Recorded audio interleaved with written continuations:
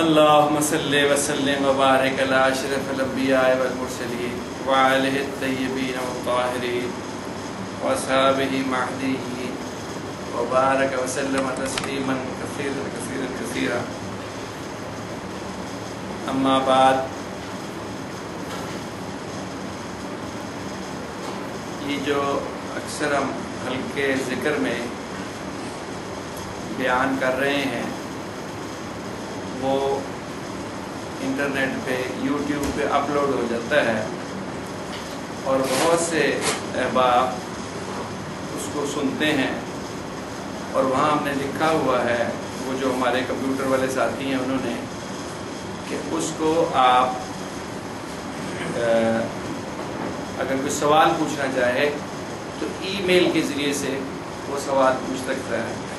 تو ایک سوال آیا ہے کئی دن سے کہ نفس کے بارے میں تو کافی تفصیل پتہ چل چکی کہ نفس کیا ہے، اور نفس جو ہے وہ حکم کرتا ہے برائی کی طرف، لیکن یہ نفس کے شر سے اور نفس کی شرارت سے بچنے کا کیا طریقہ اور کیا سلیقہ ہے، اور کس طرح اس کی نقصان سے بچا جا سکتا ہے.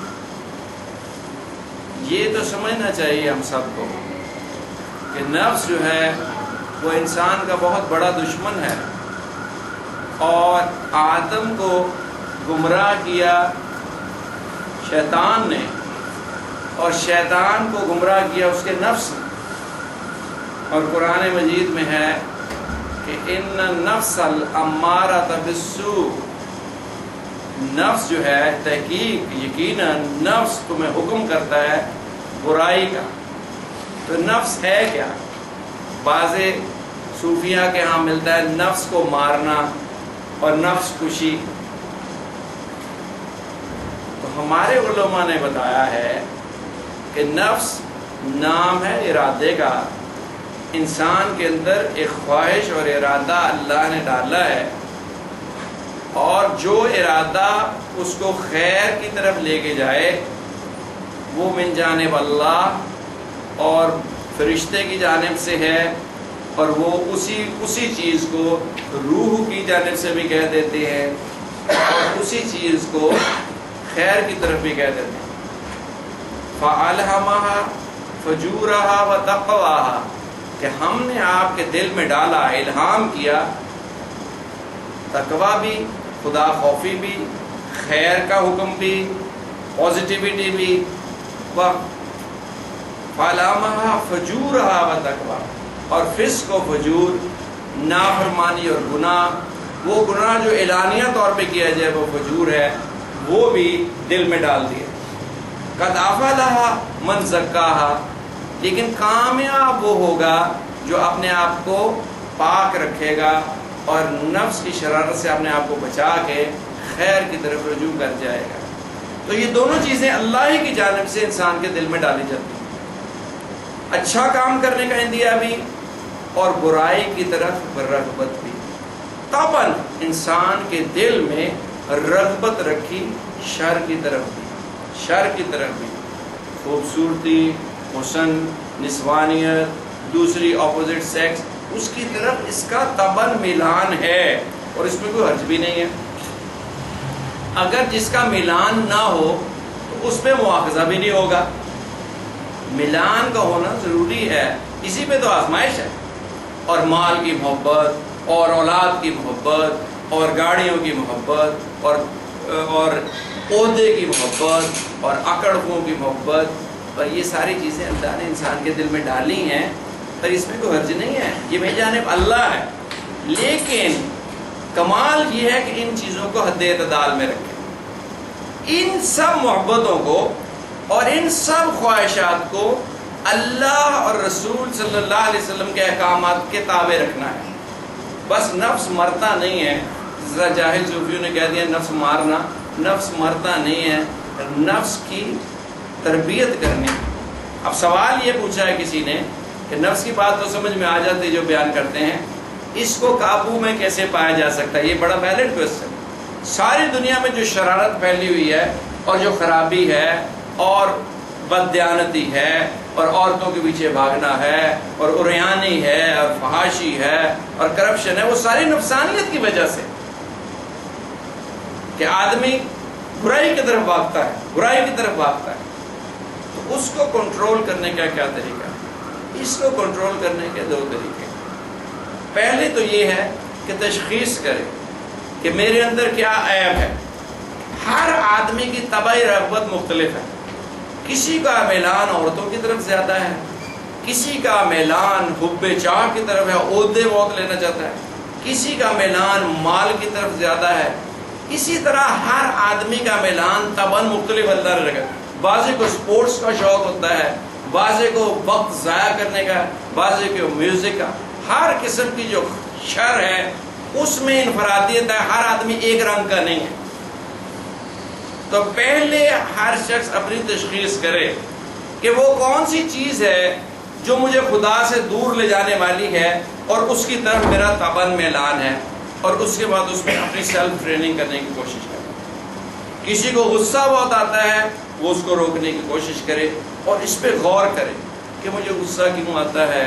حضرت امام غزالی نے لکھا ہے کہ جب تجھے غصہ آئے تو غور کر کہ اگر جس طرح تو اپنے سے کمزور پہ غصہ کر رہا ہے، اس طرح اللہ تجھ پہ غصہ کرنے لگے تیری نافرمانیوں کے اوپر، تو کہاں کھڑا ہوگا اور تو کہاں جائے گا؟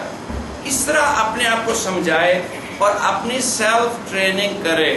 سیلف ٹریننگ سے بہت فرق پڑ جاتا ہے، اپنے خود تربیت کرنے کی کوشش کرتا ہے۔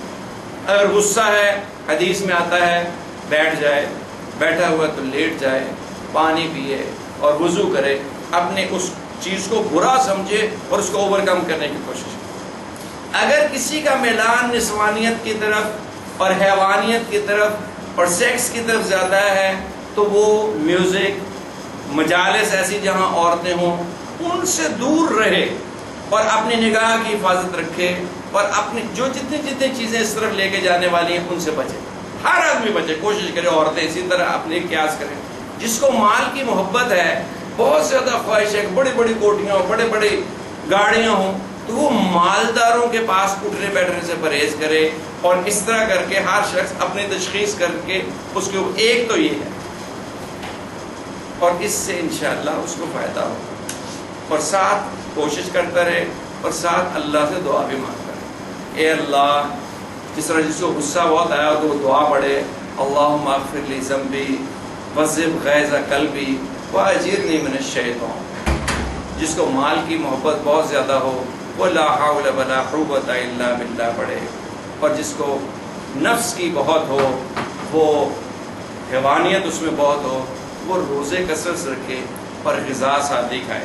اس طرح کر کے اپنی ترکیب لڑانے کی کوشش کرتا رہے جتنی عقل و بصیرت اللہ نے دی، اور اللہ سے اس کی مدد مانگے۔ لیکن اس سے بہت کم لوگوں کو فائدہ پہنچتا۔ بہت زیرک اور ذہین اور فتین جو آدمی ہوگا وہ اس طرح اپنے آپ کو کنٹرول کر سکے گا، ورنہ عام لوگ عمومی طور پہ اس پہ فیل ہو جاتے ہیں۔ دوسرا اس کا جز یہ ہے کہ اپنے کو معالج کے سپرد کرے۔ جیسے کسی کو ٹائیفائڈ ہو جائے، انٹیرک فیور ہو جائے، جو اس کو کیا کہتے ہیں اردو میں، اس کو ٹائیفائڈ بخار کو میادی بخار ہو جائے، اس کا علاج کیسے کرے گا کہ اچھے فزیشین کے پاس جائے گا، اسے کہے گا تشخیص کرو، وہ اس کا بلڈ اور سٹول اور وغیرہ وغیرہ چیک کرائے گا، تشخیص ہو جائے گی تو وہ اس کو ایک میڈیسن دے گا اور دوسرا پرہیز بتائے گا۔ اسی طرح روحانی معالج کو تلاش کرے جو اس کی نفسانی بیماریوں کا علاج کر سکتا ہو، اور علاج کرانے سے پہلے اس کی تشخیص کر سکتا ہو۔ اور روحانی معالج کون ہے؟ پیغمبران اسلام صلی اللہ علیہ وسلم۔ سب سے بڑے روحانی معالج جو تھے وہ پیغمبر علیہ الصلوۃ والتسلیم۔ سارے پیغمبر اور سارے پیغمبروں کے بعد سب پیغمبروں کے سردار حضور سید عالم صلی اللہ علیہ وسلم، آپ نے تشخیص کی اور اس کا علاج کر کے دنیا کو دکھا دیا کہ دیکھیں کیسے حیوان نما انسانوں کو ہم نے کیسے اعلیٰ انسان بنا دیا۔ اوس اور خزرج دو قبیلے تھے مدینہ طیبہ میں، کئی 100 سال سے آپس میں برسر پیکار، آپس میں لڑ رہے تھے، دو قبیلے، دونوں عرب، دونوں ساتھ رہ رہے ہیں، اتنے لوگ ایک دوسرے کا قتل کیے کہ قبرستان بھر گئے اور آبادیاں کم ہو گئیں، اور قبرستان میں جا کے ایک دوسرے کو تفاخر کے طور پہ کھڑے ہو کے کہہ رہے ہیں کہ یہ دیکھو ہمارا قبرستان کتنے جوانوں کی لاشیں، ایسے جاہل اور بیوقوف۔ اور کیا کرتے تھے جو دنیا کی کوئی قوم نہیں کرتی، کہ بچیوں کو زندہ دفن کر دیتے تھے۔ آج بھی مکہ مکرمہ کے اندر شکیبہ قبرستان ہوا ہے، میں نے دیکھا ہے، جس میں بچیاں زندہ دفن کی جاتی تھی کہ کوئی ہمیں داماد نہ بنانا پڑے۔ اس ناک نیچی ہوتی ہے، مونچھ نیچی ہوتی ہے، اس لیے بچیوں کو زندہ دفن کر دیتے تھے۔ ایک آدمی ہے کہنے لگے 90 بچیاں میں نے دفن کی۔ حضور صلی اللہ علیہ وسلم نے فرمایا پرے ہٹ جا، اور اس نے جو چیخ ماری، اسلام قبول کر چکے تھے، اور پھر اللہ نے کہا کہ میں نے اس کو بھی معاف کر دیا۔ ایسی حیوان نما وہاں سوسائٹی تھی۔ بیت اللہ کا طواف ننگے ہو کے کرتے تھے، اور لات اور عزا دو بت تھے، ایک آدمی تھا اور ایک عورت تھی۔ انہوں نے بیت اللہ کے اندر زنا کیا، بیت اللہ کے اندر زنا کیا، دونوں انسان تھے، اور اللہ نے لعنت کر کے ان دونوں کو پتھر کا بنا دیا۔ وہ ان کی مردے وہاں پڑی تھی، ان کو خدا مان کے ان کی عبادت کر۔ جب وہ انسانی شکل میں تھے تو ملعون تھے اور بد کردار تھے، جب پتھر بن گئے غضب الہی کی وجہ سے تو ان کو خدا ماننے لگے۔ لات اور عزا ان کا نام۔ یہ وہ قوم تھی۔ حضور صلی اللہ علیہ وسلم نے ان کی تشخیص کی اور ان کی تربیت کی۔ جو آپ کے سامنے آ جاتا اور سر تسلیم خم کر دیتا اور کلمہ طیبہ پڑھ لیتا، اس کے دل کی کایا قلب ہو جاتی۔ فیضان نبوت سے جو انوار الہیہ کا نزول آپ کے قلب اطہر پہ آ رہا تھا، وہ اس کا عکس جب دوسرے آدمی کے عکس پہ دل پہ پڑتا، اس کا نفس جو ہے وہ بالکل صالح اور مسلمان ہو جاتا، اور اس کی جو شرارت تھی، سرکشی تھی، شیطانیت تھی، وہ ختم ہو جاتی اور پکا مومن بن جاتا، اور بالکل وہ بن جاتا ابو بکر صدیق اور عمر فاروق اور عثمان غنی اور علی المرتضیٰ اور عبد الرحمن۔ دیکھیں کیسے ایک ایک صحابی، تاں کہ حضور صلی اللہ علیہ وسلم نے فرما دیا الصحابہ کالنجوم، یہ جو میرے سارے ساتھی ہیں، all of them، ایک نہیں کہا، کلہم 1,25,000 کے قریب تھے۔ الصحابہ کالنجوم، میرے صحابی جو ہے، میرے ساتھی جو ہے، ستاروں کے مانند ہیں، جو ان کی اقتداء کرے گا وہ کامیاب ہو جائے گا۔ ایسی ٹیم بنا کے دکھا دی۔ تو یہ آپ کی تربیت۔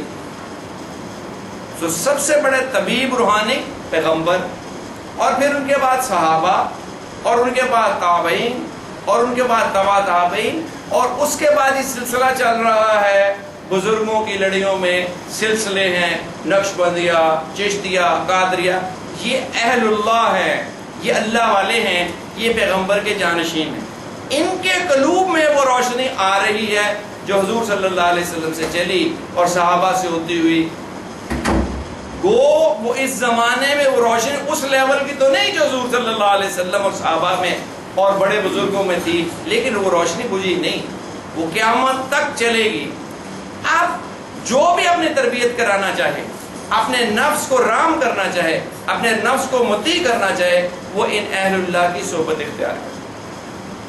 لیکن اہل اللہ ہیں کون، پہلے یہ بھی پہچانے، کیونکہ آج ہر طرف مادیت کا دور ہے اور سرکشی کا دور ہے اور خرابی کا دور ہے، تو اہل اللہ نے کے بھی بھیس بدل کے بھیڑیے بنے بیٹھے ہیں، گدیاں بیٹھی ہیں، اور خرابی اس میں ہے، نفسانیت اس سلسلے کے اندر بھی آ گئی۔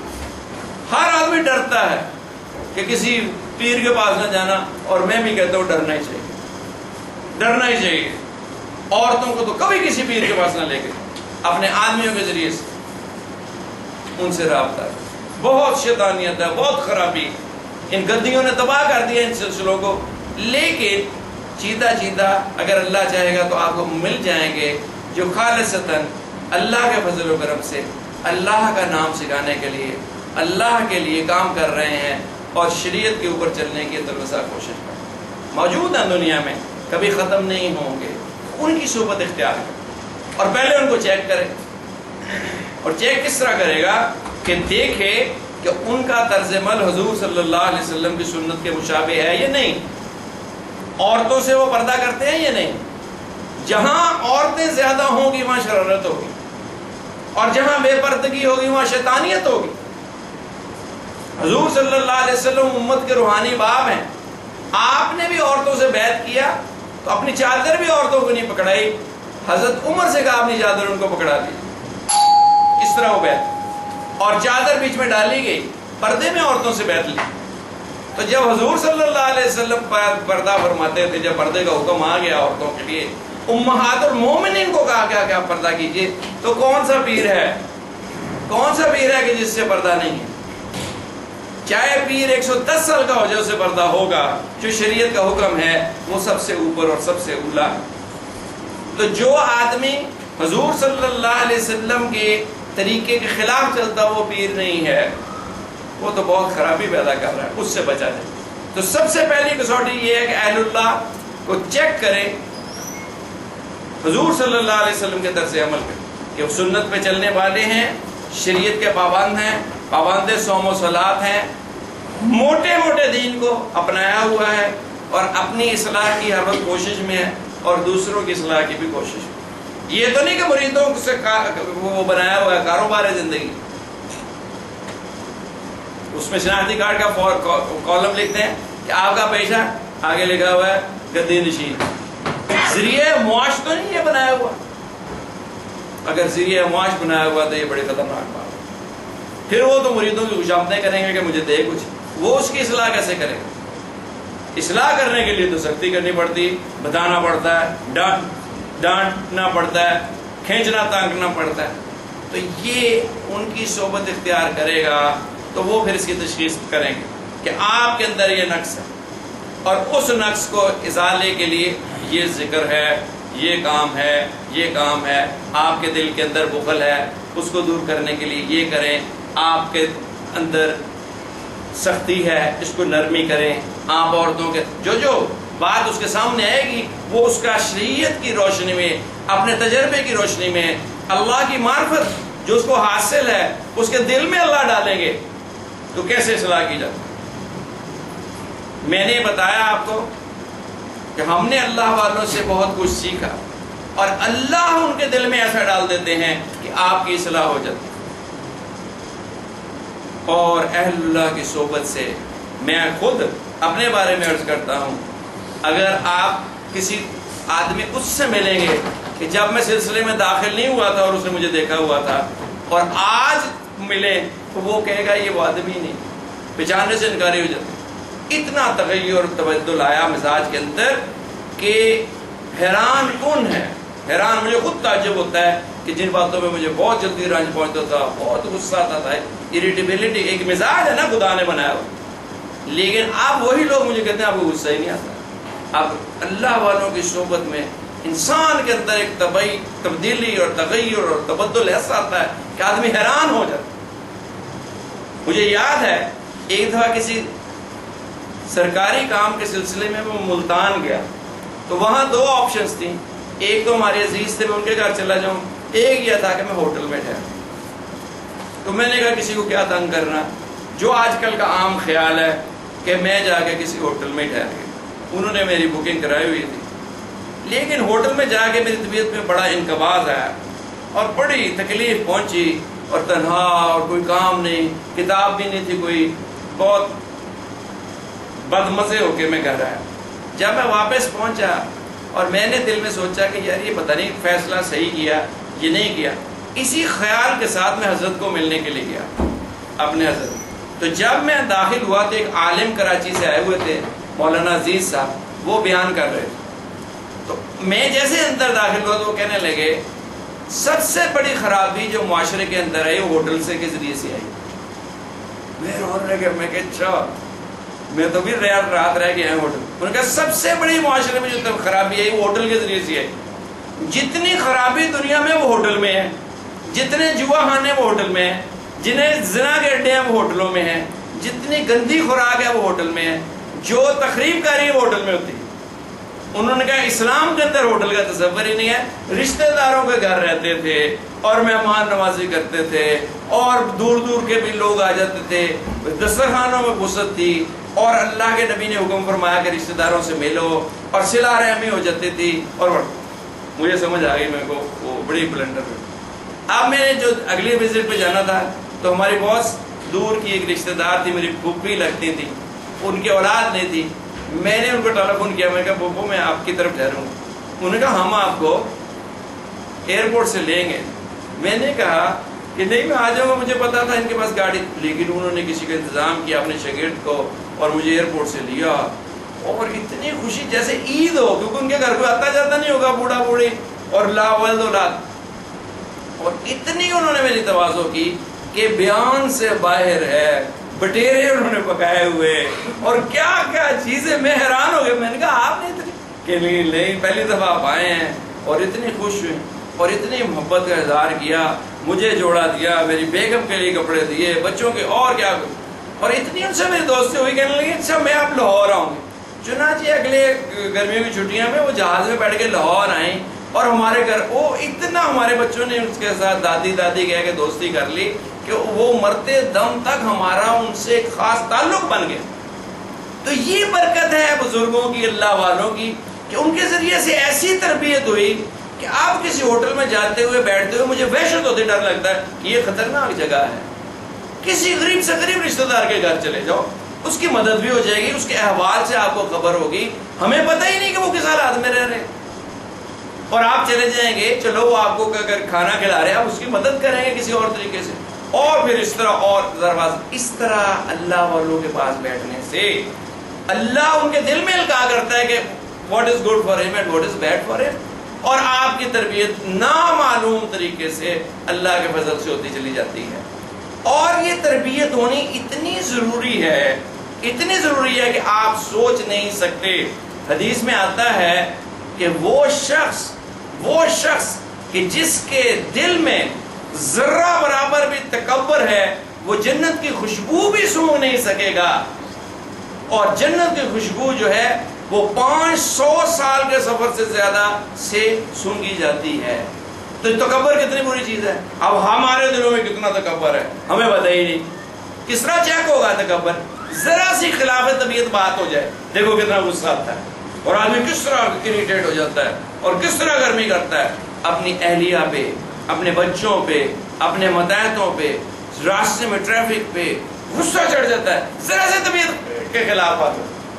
حالانکہ ہر شخص کوئی جان بوجھ کے تو آپ کو زچ نہیں کر رہا، کسی کی ہو گئی گاڑی ادھر سے چلی گئی، ادھر سے ہو گئی، بچے سے کوئی بھول ہو گئی، بیگم سے کوئی نمک زیادہ پڑ گیا، کھانا موافق نہیں بنا، یا اس کی سوچ اور ہے۔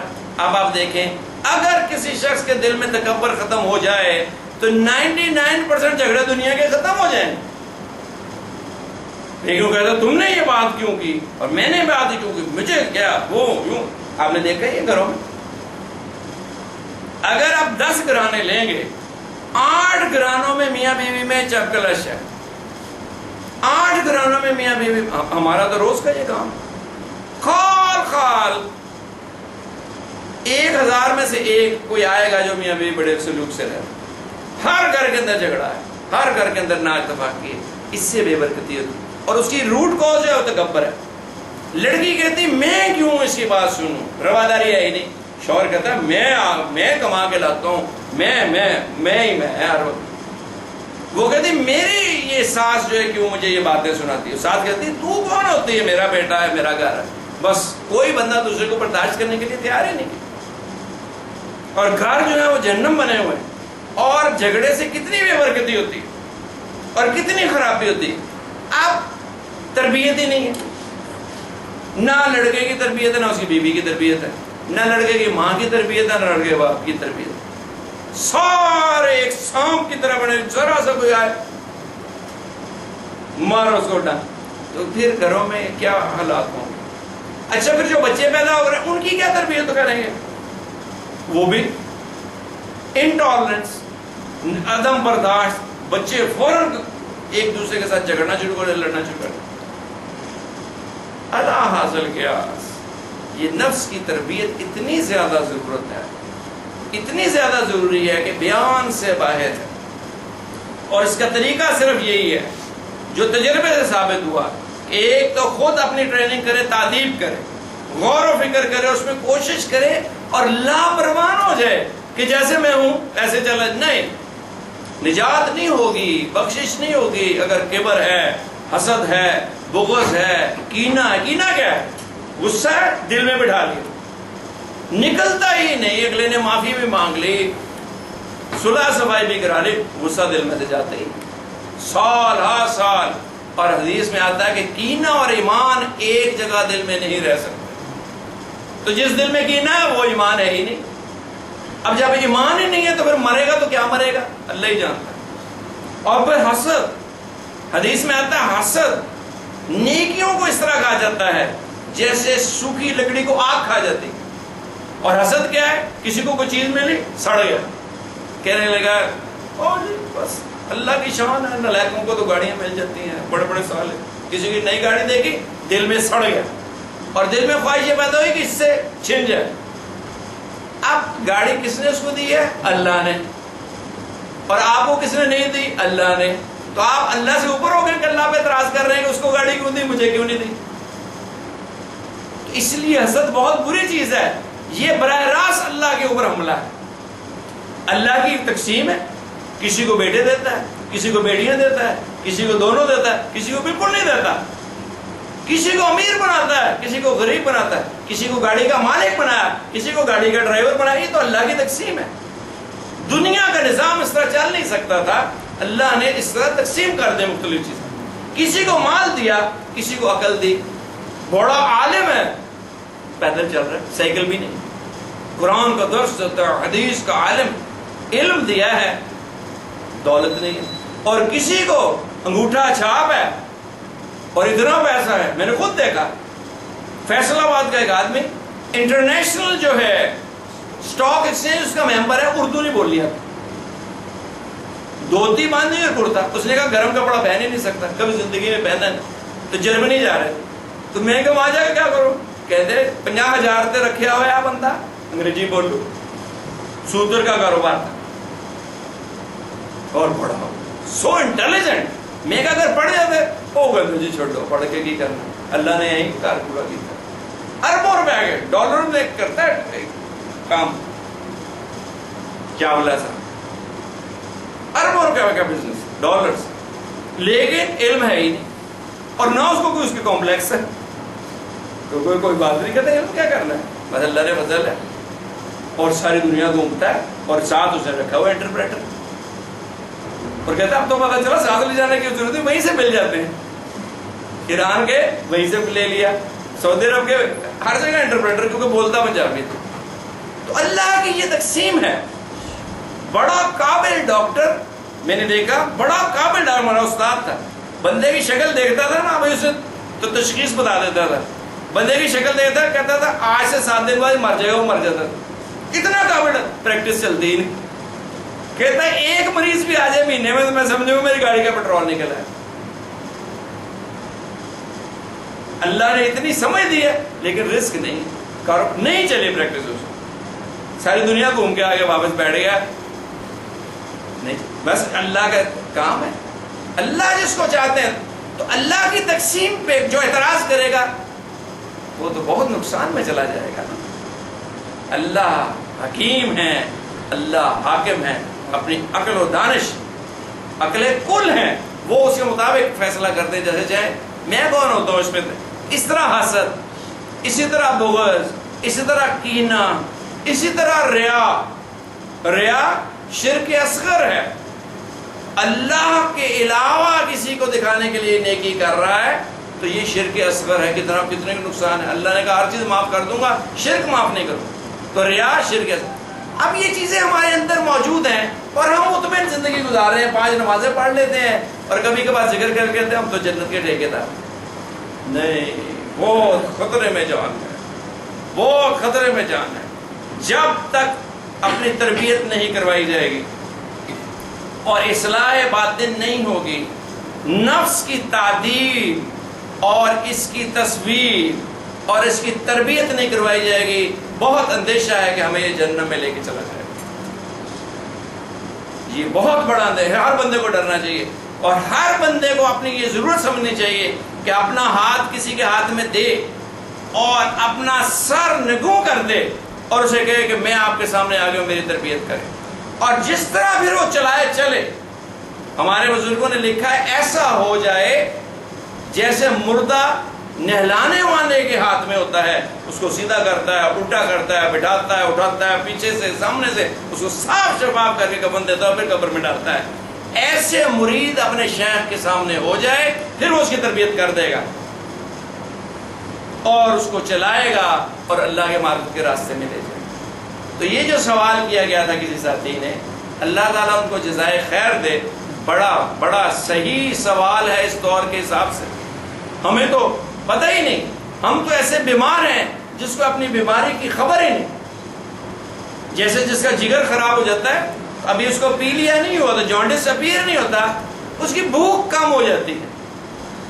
اب بھوک کم ہوگی، اس کو پتہ ہی نہیں کہ میرا تو سسٹم ہی اندر خراب ہو رہا ہے اور بہت زیادہ طبیعت خراب ہو رہی ہے اور میں موت کی طرف سفر کر رہا ہوں۔ اسی طرح ہماری حالت ایسی ہے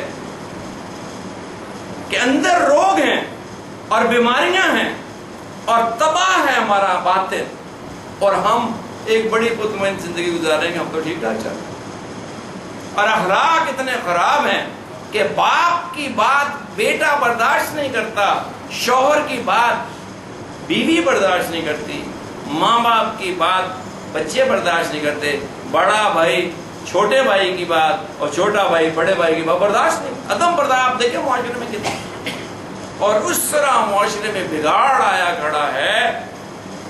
اگر گاڑی سے گاڑی ٹکرا جاتی ہے، آدمی اتر کے لڑنا شروع ہو جاتا ہے۔ میں نے آپ کو واقعہ سنایا تھا، ایک گاڑی دوسری ٹکرائی، دو نوجوان اترے اور بہت گرم سرد۔ میں نے انہیں اتر کے کہا، میں نے کہا لوہے سے لوہا ٹکرایا ہے، انسان تو جاندار ہے، یہ آپس میں کیوں ٹکرائے؟ لوہے کی وجہ سے خود تم لڑنے لگ گئے، تمہارے دورنے پہ تیار ہو گئے تو قتل کر دیں۔ کوئی بات نہیں، ریپیئریبل ہے، اگر ریپیئر نہ بھی ہو تو جسے اللہ نے پہلے دی تھی پھر دوبارہ دے دے گا۔ تو ان کو غصے میں نا میری بات سمجھ میں نہ آئے، میں نے کہا تم بات سنو غور سے جو میں کہہ رہا ہوں، پھر آپ کو سمجھ میں آئے گی کہ یہ تو بے جان چیز بے جان سے ٹکرائی، کوئی نقصان نہیں۔ اب جاندار سے ٹکرائے گا، تم اس کو مارو گے وہ تمہیں مارے گا، تو یہ بہت بڑے نقصان کی بات ہے۔ اللہ کو یہ ناپسند ہے۔ اللہ کی مخلوق آپس میں لڑنے کے لیے پیدا نہیں کی گئی، ایک دوسرے کو راحت پہنچانے کے لیے۔ تم اس کو معاف کر دو، تم اس کو معاف کر دو، اور اگر زیادہ ہی غریب ہو تو میں تمہاری گاڑیاں ریپیئر کرا دیتا ہوں، لیکن لڑو نہیں، برداشت کرو، کوئی بات نہیں۔ وہ جان بوجھ تو کسی میں ٹکر نہیں مانتا، بعض بات ہو جاتا ہے، بھول چوک ہو جاتی ہے۔ تو ہمارا حال یہ انٹالرنس، عدم برداشت کتنی ہے بازار کے اندر، کوئی آدمی دوسرے کی بات سننے کو تیار ہی نہیں ہے۔ ہر بندے کا ایک اوپینین ہے، آپ اس کو سنیں تو صحیح۔ مذہب کی بنیاد پہ جھگڑا، سیاست کی بنیاد پہ جھگڑا، خاندانوں کی بنیادوں پہ جھگڑا، ہر جگہ جھگڑا، جائیدادوں پہ جھگڑا، عدالتیں بھری پڑی ہیں، عدالتوں میں آپ چلے جائیں آپ حیران ہو۔ اس کی ساری وجہ یہ ہے کہ نفسانیت میری بات اونچی ہونی چاہیے۔ اگر ہر آدمی ہتھیار پھینک دے کوئی بات نہیں، آپ اچھے میں برا، تو جھگڑا ختم ہو جائے۔ اور اللہ کے محبوب صلی اللہ علیہ وسلم نے یہ راستہ دکھایا ہے ہمیں، اور بہترین راستہ ہے کہ جو شخص جھگڑا ختم کرنے کے لیے اپنا حق چھوڑ دے گا۔ دو بھائی تھے، زمین کا کوئی جھگڑا تھا، دکان کا، جائیداد کا، تو وہ اپنا حصہ چھوڑ دے کہ ٹھیک ہے اللہ کے لیے میں نے چھوڑا، آپ لے لیں، جھگڑا نہیں کرتا۔ تو اللہ کے نبی نے فرمایا جنت کے بیچ میں، جنت کے وسط میں ایک محل لے کے دینے کا میں ضامن ہوں۔ چھوڑے تو صحیح بھائی، میں اس کا ضامن ہوں کہ جنت کے وسط میں اس کو ایک محل لے کے دوں گا۔ مقصد یہ ہے کہ جھگڑا نہ کرو، دنیا کے لیے کیا جھگڑا کرنا، آج نہیں تو کل چلے جانا ہے، یہ مال اور یہ زمین ادھر ہی پڑی۔ حضرت آدم علیہ السلام کے زمانے سے یہ زمین یہی ہے، رجسٹریاں بدل دی جاتی ہیں اپنی تسلی کے لیے۔ کتنے کے دن جو اس مکان کا مالک ہے کتنے کے دن رہے گا؟ 50 نہیں تو 60, 60 نہیں تو 70, 70 نہیں تو 100, 100 سے اوپر تو خال کھا رہا ہے نا پاکستان. اس نے چھوڑ کے چلے جانا ہے. اور پھر اولاد رکھے گی یا بیچے گی یا گرا کے نیا بنائے گی, واٹ ایور. تو کس بات پہ جھگڑا؟ تو یہ باتیں سمجھ میں آئیں گی اہل اللہ کے پاس بیٹھنے سے. یہ تصوف اور روحانیت اسی چیز کا نام ہے کہ اللہ کی محبت اور اللہ کا تعلق اور اخلاق حسنہ دل میں آ جائے, اور شیطانیت اور نفسانیت اور اخلاق رذیلہ, اخلاق مذمومہ یہ دل سے نکل جائے. بس یہ روحانی. اگر یہ بات ایسے ہو جائے گی تو پھر جو نماز پڑھے گا ہر نماز اس کو اللہ کا قرب دلائے گی اور اس کی دعائیں قبول ہوں گی, اور اس کے اخلاق ایسے ہو جائیں گے کہ ساری دنیا کے لوگ اس کو دیکھ کے خوش ہوں گے, جیسے صحابہ کرام تھے. جو صحابی کسی کام سے کہیں گیا, جہاد سے, تبلیغ سے, کاروبار سے, یا شادی کرنے کے لیے, یا کسی اور کام سے کہیں گیا, وہاں سارے لوگ مسلمان ہو گئے. یہ اخلاق. آج ہمیں دیکھ کے تو لوگ مسلمانوں سے اسلام چھوڑ کے کسی اور مذہب میں جانے کو تیار ہیں. ہمارے اخلاق کتنے خراب ہیں. اگر عورتوں کو آپشنز دی جائیں تو ہمارے اخلاق دے کے وہ مذہب چھوڑ دیں کہ یہ مسلمان ہوتے ہیں. کتنا ظلم ہمارے معاشرے میں عورتوں کے اوپر ہے, آپ تصور کر سکتے ہیں. شوہر کیا کر رہے ہیں. مجھے ایک میجر صاحب تھے, اللہ تعالیٰ جہاں بھی ہم نے خوش رکھے, ان کی 8 بیٹیاں تھیں. وہ کہتے تھے جب بیٹیاں پیدا ہوئی مجھے بڑا حوصلہ تھا, ذمہ دار تھے, مجھے کوئی پرواہ نہیں. لیکن اس نے کہا ایک بیٹی بیائی میری آدھی زندگی کم ہو گئی, اور ہر روز میں مرتا ہوں, ہر روز جیتا ہوں, اور میں سوچتا ہوں, بڑا دیندار آدمی تھا, پوری داڑھی تھی, میں سوچتا ہوں وہ عرب ٹھیک کرتے تھے, بیٹیوں کو دفن کرتے تھے, جو دامادوں نے مجھے نقصان پہنچایا اور جتنی تکلیف مجھے پہنچائی. اس نے کہا تعلیم دلوائی, ہنر دلایا, لاکھوں روپے کا جہیز دیا, بچیوں کو بیاہ دیا, اور اب داماد میرے بھی ماسٹر ہیں, فلانا کام کیا مجھ سے پوچھا نہیں, وہ پلاٹ بیچا مجھ سے پوچھا. ہر داماد انٹرفیئر کرتا ہے اور کہتا ہے گھر میں, وہ میجر کا کال تھا, گھر میں جو مائی ہے ماسی, اس کو اب تو نہیں کہہ سکتا نہیں 2 کام چھوڑ جائے گی, اس کے ساتھ بدتمیزی نہیں کر سکتے, اس کی خوشامد کرتے ہیں اور کہتے ہیں بیوی کی گھر میں اتنی بھی عزت نہیں جتنی ماسی کی. اس کو گالیاں بھی دیں گے, اس سے بچے بھی پیدا کروائیں گے, اس کے کپڑے بھی استری کروائیں گے, سارے کام جو ہے وہ کرے گی, اور پھر اس کی کوئی عزت نہیں, کھانا سب سے برا اس کو ملے گا. اللہ ازل کیا آپ کو پتا میں کیا بیان کروں. تو عورتوں کو گھروں میں کتنا ظلم ہے پاکستان میں, آپ سوچ نہیں سکتے. اللہ ماشاءاللہ جن کے دل میں خدا کا خوف ہے, ان کے گھروں میں تو اللہ نے رحمت کر دی. جب سے وہ دیندار ہوئے, ذکر کی لائن میں آئے, ایک تبدیلی اور فرق پڑ جاتا ہے, اللہ کا خوف دل میں آ جاتا ہے, اور عورتوں کے بارے میں اور بچوں کے بارے میں اور ماں باپ کے بارے میں ڈرنے لگ جاتا ہے. لیکن عمومی طور پہ ہم نے اپنے ساتھیوں کو دیکھا ہے, اور جو بھی ذکر کے ساتھیوں کی گھر والے ہمارے پاس آتے ہیں, 90 ٹائم شکایت ہے, یہ ہے, یہ ہے, یہ ہے, یہ. تو اب عام آدمی سے کیا قیاس کیا جا سکتا ہے جو سڑکوں پہ چل رہا ہے اور کر رہا ہے. جو دیندار طبقے میں اتنی بے شرمی ہے, تو عام آدمی کے بارے میں کیا آپ تصور کریں. تو یہ تربیت اور انسان کا دل میں خدا کا خوف کا ہونا اور اللہ کی طرف متوجہ ہونا, تو پھر نفس ٹھیک ہوگا. ورنہ یہ نفس جہنم میں لے جا کے چھوڑے گا. نفس کو جب پیدا کیا گیا تو شیطان نے اس کو چاٹا, اور نفس مرتا نہیں ہے, مرتے دم تک کہ جب انسان مرے گا تو یہ مرے گا. ہمارے بڑے حضرت فرماتے تھے کہ نفس ایسے ہے جیسے دودھ کے اندر مکھن, نہ علیحدہ ہو سکتا ہے اور نہ یہ مر سکتا, یہ ساتھ رہتا ہے. اس کی تربیت کرنی پڑتی ہے, مارنا نہیں. اس کو مارے گا تو بندہ مر جائے گا. بعض جوہلا نے, آپ نے کتابوں میں بھی پڑھا ہوگا, اس قسم کی حرکتیں کرتے ہیں, اپنے آپ کو اذیت میں ڈالتے ہیں. نہیں, شریعت کے تابع رہ کے ہی نفس کی تربیت کرنی ہے, اور اس کے مطابق ترکیب آپ کو اہل اللہ بتائیں گے, اس کے مطابق چلیں گے تو انشاءاللہ بڑی جلدی فائدہ ہوگا, اور ایک مزاج کے اندر تبدیلی پیدا ہوگی. تو اللہ تبارک و تعالی ہمیں توفیق نصیب فرمائے, اور اللہ ان کو بھی جزائے خیر دے جنہوں نے اس سوال پوچھا ہے, اور ہم سب کو مرنے سے پہلے پہلے اس کی تربیت کر دیں تاکہ آخرت کے مواخذہ سے ہم بچ سکیں. آخر دعوانا الحمدللہ. اب تھوڑی دیر ذکر کرتے ہیں.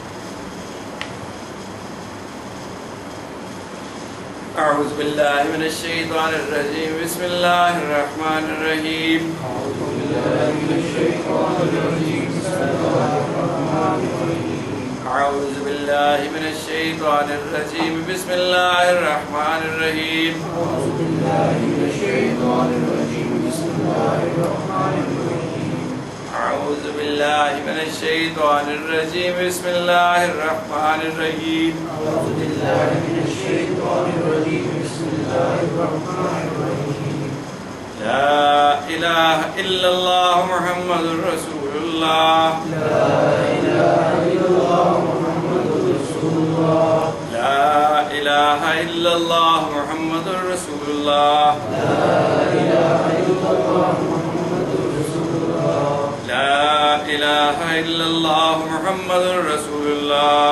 لا الہ الا اللہ محمد رسول اللہ. استغفر اللہ ربی من کل ذنب واتوب الیہ. استغفر اللہ ربی من كل ذنب واتوب الیہ. استغفر اللہ ربی من کل ذنب واتوب الیہ. استغفر اللہ ربی من كل ذنب واتوب الیہ. استغفر اللہ ربی من کل ذنب واتوب الیہ. استغفر اللہ ربی من كل ذنب واتوب الیہ. اللہم صلی علی سیدنا محمد وآلہ وبارک وسلم. اللهم صل على سيدنا محمد وآله وبارك وسلم. اللہم صلی علی سیدنا محمد وآلہ وبارک وسلم. اللهم صل على سيدنا محمد وآله وبارك وسلم. اللہم صلی علی سیدنا محمد وآلہ وبارک وسلم. اللهم صل على سيدنا محمد وآله وبارك وسلم. احمد و صدیق و سلمہ کاظم است و جعفر است واجزید و الحسن زبولی تاج سر است. یوسف است و ادوانی عارف و محمود ہم وعلی رحمتی نیسما شمس خاور است. شاہ کلال است و بہاؤدین علاء الدین ولی خواجہ یعقوب عبید اللہ بفضل داور است. زاہد و درویش خواجہ مکنگی باقی بحق احمد و آدم بنو رو شیخ سعدی رہبر است. خواجہ یحییٰ استم عبدالشکور عبدالرزاق آم محمد باصفا فقیر محمد انور است. شمس دی مولا شدہ جان خریدار غلام فیض نعمت یا خدایا در درونم خوشتر است. شمس دی مولا شدہ جان خریدار غلام پاس حضرت غازی شاہ فیضان رب اکبر است. شاہ مومن بادہ ذل الہی یاد کن با امید فیض اہل اللہ بچشم خاور است. شمس دی مولا شدہ جان خریدار غلام صوفی مقبول احمد نقش بندی نوکر است. ہوتا یا الہی عشق و ذکر دوام این دعائے آرزو محمد زبیر احکر است. بس اب آنکھوں کو بند کر لیں اور زبان کو نہیں ہلانا اور دل میں اللہ کو پکارنا ہے. اللہ اللہ اللہ اللہ اللہ اللہ اللہ اللہ اللہ اللہ اللہ اللہ اللہ اللہ اللہ اللہ اللہ اللہ اللہ. اس کی مشق کریں دل میں.